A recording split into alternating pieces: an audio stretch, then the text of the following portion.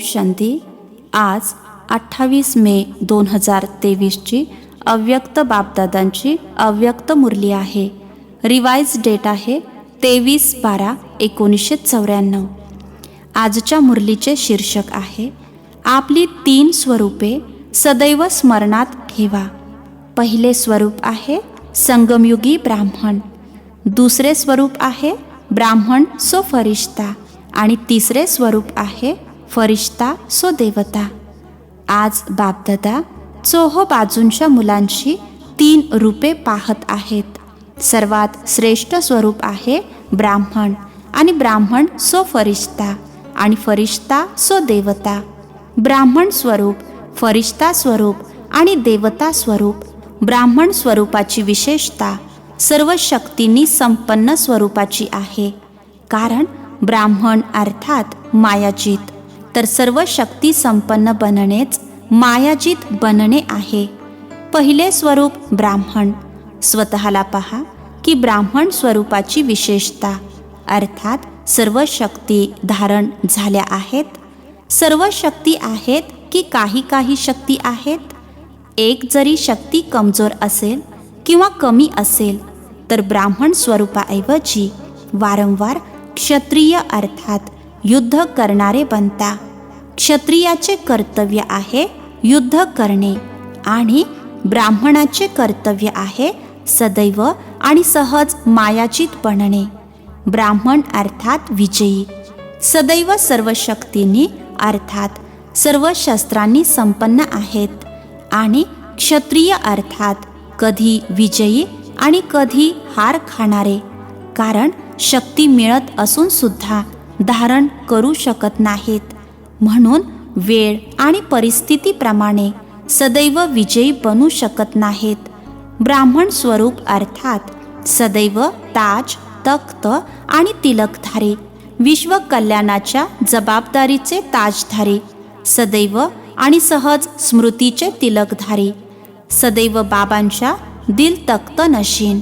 क्षत्रिय एकरस, अचल, अडोल नसल्या कारणाने कधी अचल, कधी हलचल, कधी अधिकारी आणि कधी बाबांकडून शक्ती मागणारे रॉयल भिकारी. ब्राह्मण अर्थात सदैव अलौकिक मजेच्या जीवनामध्ये राहणारे, सदैव रूहानी सीरत आणि सूरतवाले अर्थात आत्मिक वर्तन आणि चेहरेवाले.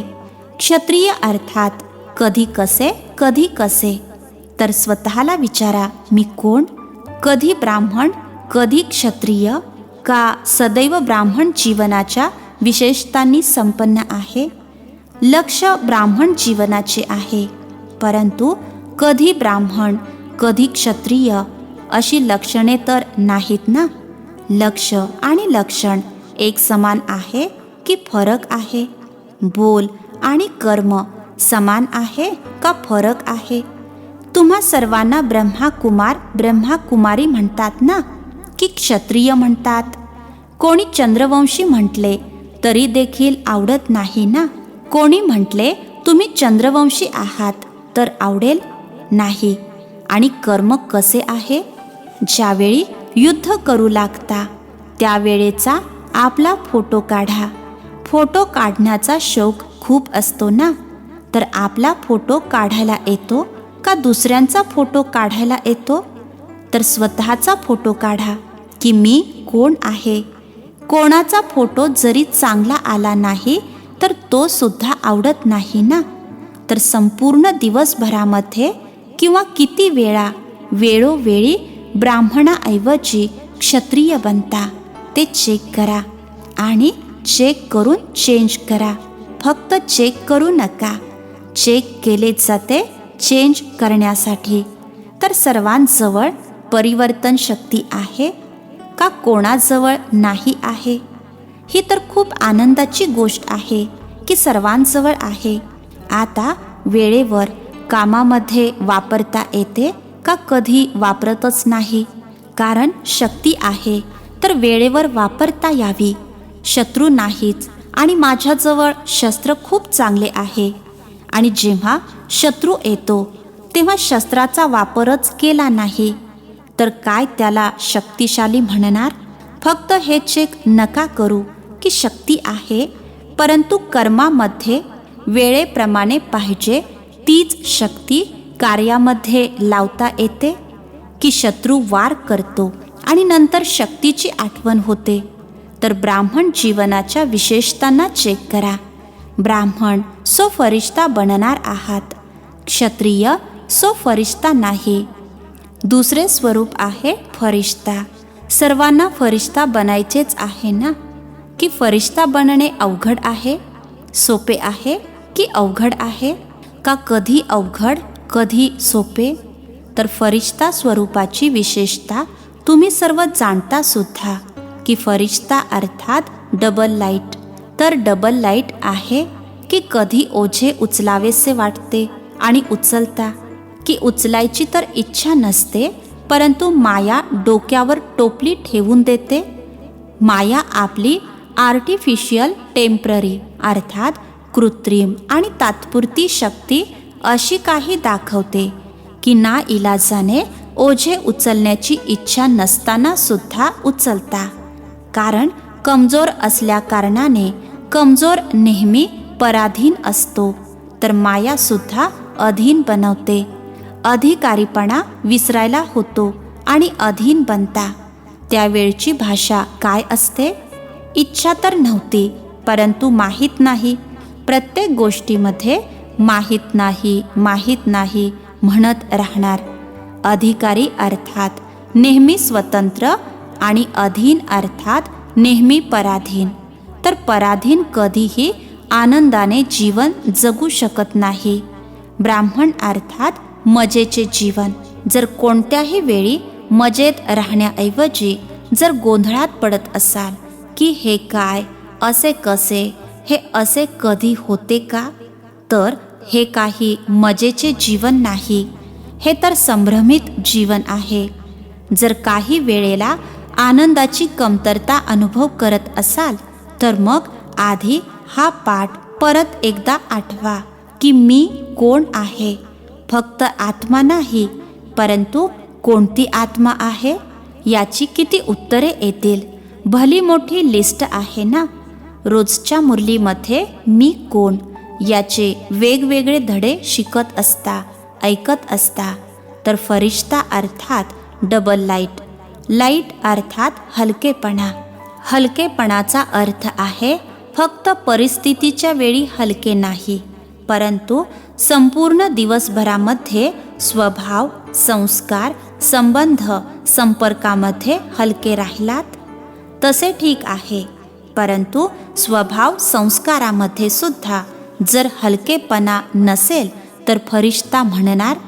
आणि हलकेपणाची निशाणी आहे, हलकी वस्तू सर्वांना आवडते. कोणती जड वस्तू तुम्हाला दिली तर आवडेल, आणि हलकी सुंदर वस्तू असेल तर आवडेल ना. तर जो स्वभाव, संस्कार, संबंध, संपर्कामध्ये हलका असेल त्याची निशाणी तो सर्वांचा प्रिय आणि न्यारा असेल. कारण ब्राह्मण स्वभाव आहे, वेगळा स्वभाव नाही.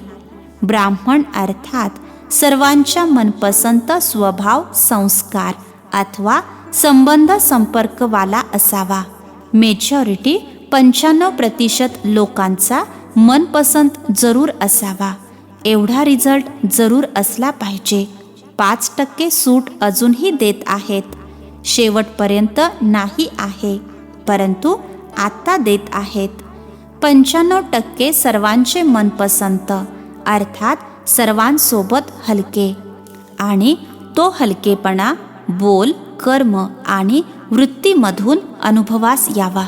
असे नाही की मी तर हलका आहे, परंतु दुसरे मला समजत नाहीत, ओळखत नाहीत. जर ओळखत नसतील तर तुम्ही तुमच्या विल पॉवरने त्यांना सुद्धा ओळख द्या. तुमची कर्मे, वृत्ती त्यांचे परिवर्तन करू दे. यामध्ये परिवर्तन करण्यासाठी फक्त सहनशक्तीची आवश्यकता असते. आणि फरिश्ता अर्थात ज्याचे जुना देह आणि जुन्या दुनियेशी नाते नाही, हे सर्वांच्या लक्षात आहे ना, की अजूनही ते राहिले आहे. जुन्या देहाचे आकर्षण आहे का? देहाच्या बाबतीत हलके झाले आहात की नाही? काका, चाचा, मामा यांच्यापासून न्यारे झाले आहात ना, की अजूनही आहात? न्यारे आणि प्यारे अर्थात अलिप्त आणि प्रिय आहात. प्यारे आहात, परंतु न्यारे होऊन मग प्यारे बनता, ही चूक होते. हे राहून जाते. एकतर न्यारे होणे सोपे वाटते किंवा प्यारे होणे सोपे वाटते, परंतु हे देहाचे संबंध काका, चाचा, मामा यांच्यापासून न्यारे होणे तरीही सोपे आहे. सोपे आहे का थोडे थोडे स्वप्नामध्ये, संकल्पामध्ये येतात. जेव्हा ब्राह्मण परिवारामध्ये कोणती परिस्थिती येते तेव्हा चाचा, काका, मामा यांची आठवण येते. बापदादा पाहतात की परिस्थितीच्या वेळी कितीतरी आत्म्यांना ब्राह्मण परिवाराऐवजी लौकिक संबंधींची आधी आठवण येते. अशा परिस्थितीमध्ये हे संबंध तुम्हाला दूर नेण्याऐवजी आधार वाटू लागतात. जर मर्जीवा बनलात तर पूर्वजन्मातील संबंधी काका, मामा, आई, वडील आठवणीत आहेत का? स्वप्नामध्ये सुद्धा येतात. संबंध जन्म तर बदलला ना, तर फरिश्ता अर्थात जुन्याशी नाते नाही, हीच व्याख्या बोलताना. मग वेळेला कुठून बाहेर येतात? तुटलेले नाते जोडले जाते, मेलेले जिवंत होतात. फरिश्ता अर्थात जुन्याशी नाते नाही, सर्व काही नवीन. बापदादांनी पाहिले की फरिश्ता बनण्यामध्ये जो अडथळा येतो त्याचे कारण एकतर पहिली शिडी आहे देहभानाला सोडणे.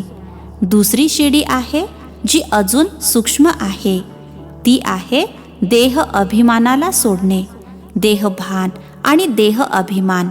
देहभान तरीही सामान्य गोष्ट आहे, परंतु जितके ज्ञानी तू आत्मा, योगी तू आत्मा बनता, तितका देह अभिमान अडथळा निर्माण करतो. आणि अभिमान अनेक प्रकारचा येतो. आपल्या बुद्धीचा अभिमान, आपल्या श्रेष्ठ संस्काराचा अभिमान, आपल्या चांगल्या स्वभावाचा अभिमान, आपल्या विशेषतांचा अभिमान, आपल्या कोणत्या विशेष कलेचा अभिमान, आपल्या सेवेच्या सफलतेचा अभिमान. हे सूक्ष्म अभिमान देहभानापेक्षाही अतिसूक्ष्म आहेत.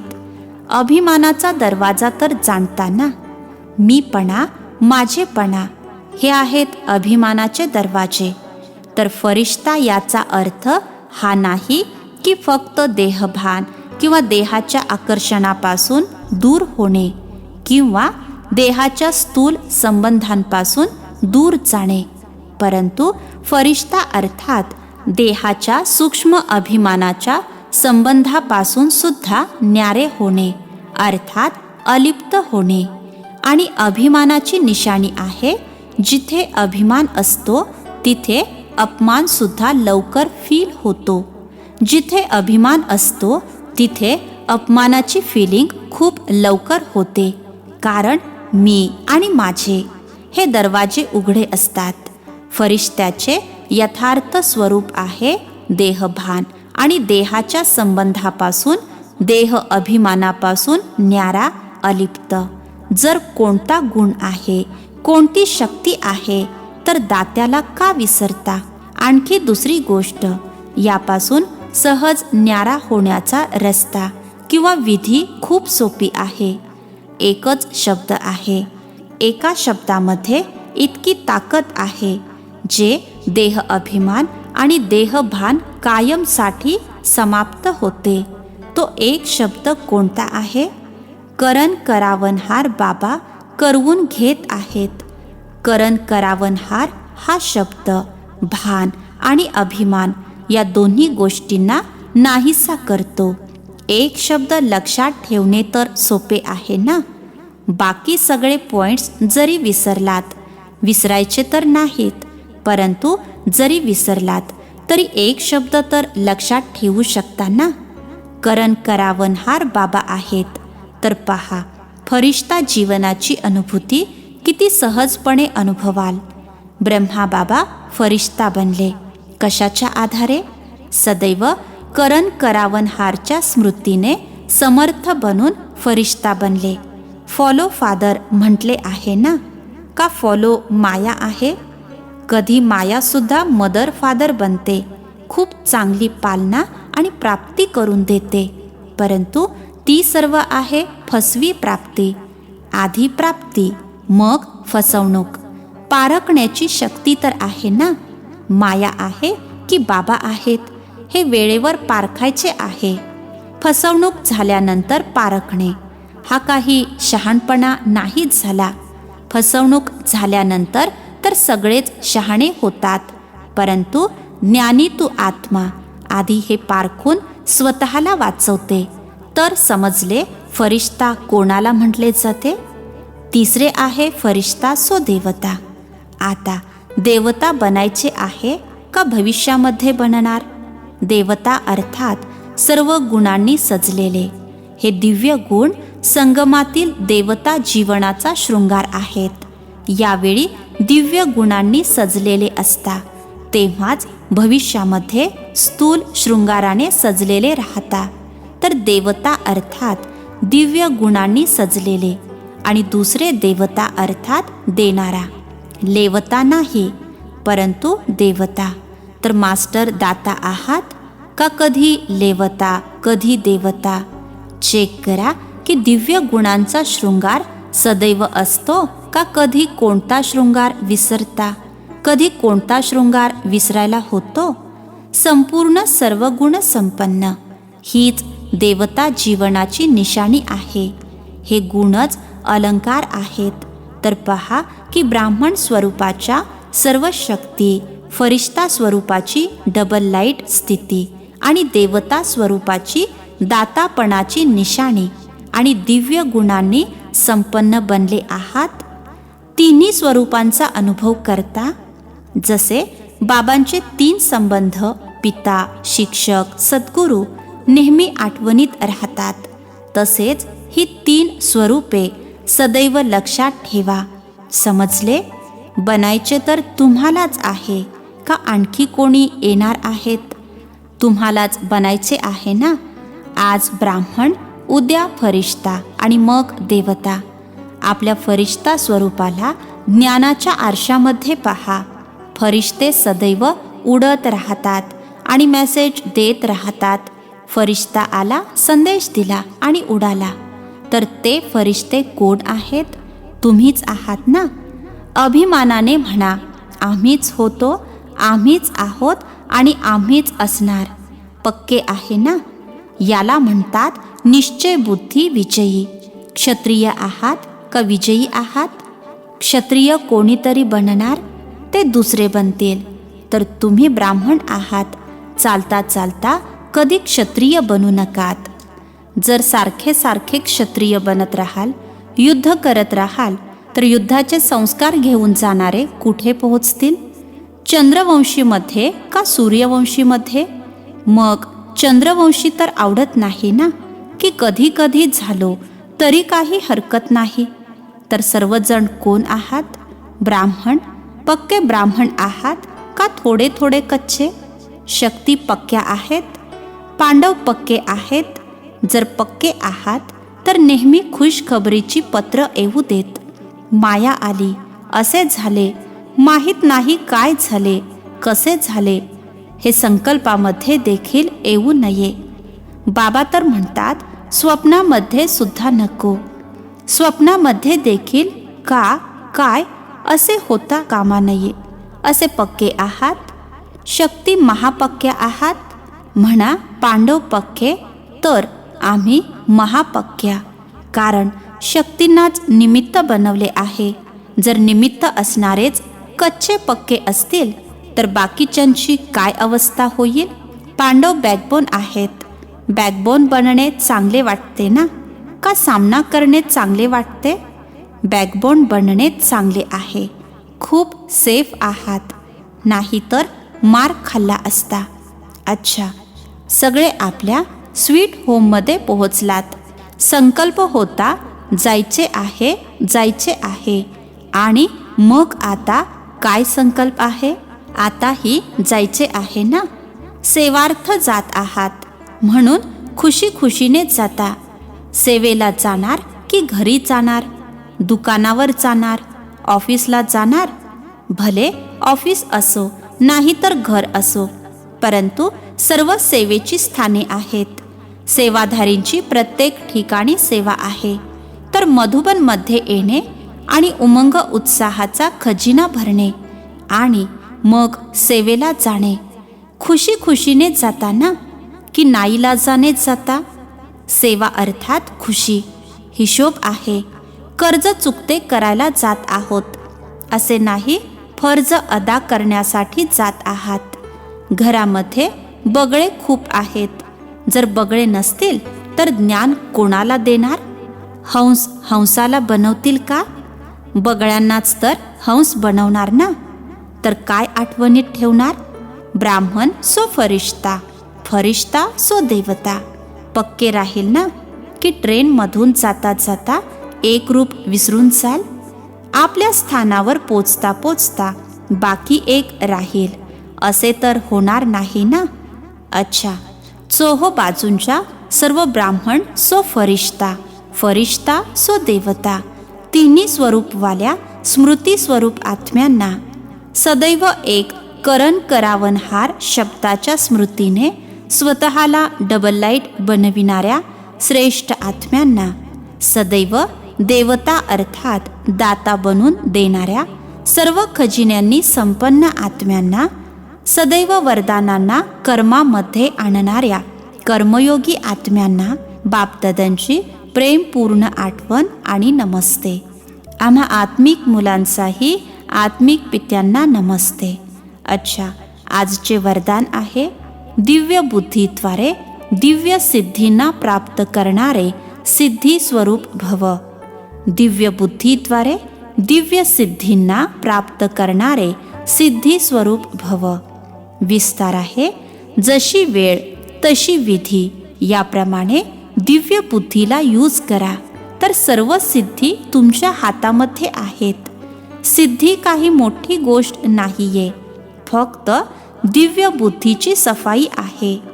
जसे आजकालचे जादूगर हाताची सफाई दाखवतात, तर ही दिव्य बुद्धीची सफाई सर्व सिद्धींना तुमच्या मुठीमध्ये करेल. तुम्ही ब्राह्मण आत्म्यांनी सर्व दिव्य सिद्धींना प्राप्त केले आहे, म्हणून तर तुमच्या मूर्तींद्वारे आज देखील भक्त सिद्धी प्राप्त करण्यासाठी जातात. आजचे स्लोगन आहे ज्यांच्याजवळ सर्व शक्तिमान बाबांच्या सर्व शक्ती आहेत त्यांची कधीही हार होऊ शकत नाही. ज्यांच्याजवळ सर्व शक्तिवान बाबांच्या सर्व शक्ती आहेत त्यांची कधीही हार होऊ शकत नाही. अच्छा, ओम शांती.